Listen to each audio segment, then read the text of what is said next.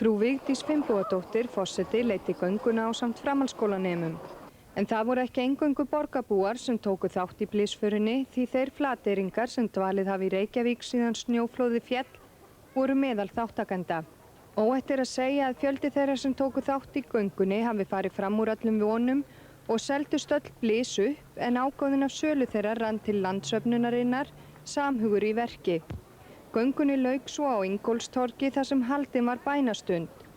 Séra Karl Sigurbjörnsson bað með samkomunni fyrir þeim sem eigum sárt að binda vegna snjóflóðanna.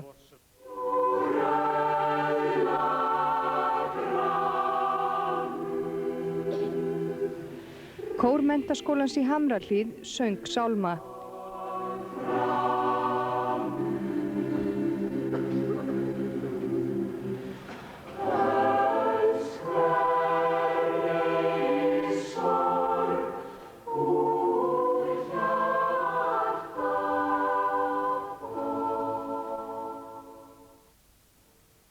Þá flutti forseti Íslands, frú Vigdís Finnbogadóttir ávarp. Styrkur okkar felst í því að standa hverja stund svo þéttingsfast saman á vegferð okkar til framtíðar, að allir þeir sem búa við svo mikinn harm að þeir eru við það að bugast, finni að þeir eiga okkur að í huga og hjarta.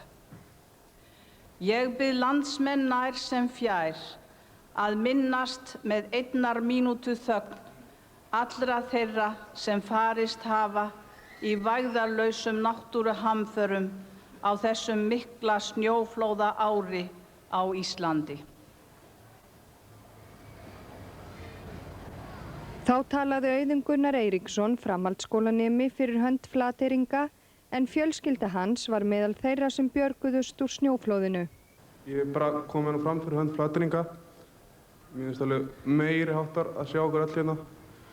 Þetta sýnir bara samstöðuna sem við stöndum með Íslendingar. Ég vil bara þakka ykkur og líka þeir sem hafa sendt peninginn í söfnunina. Bara takk æðislega. Þetta þýðir mikið fyrir okkur. Takk.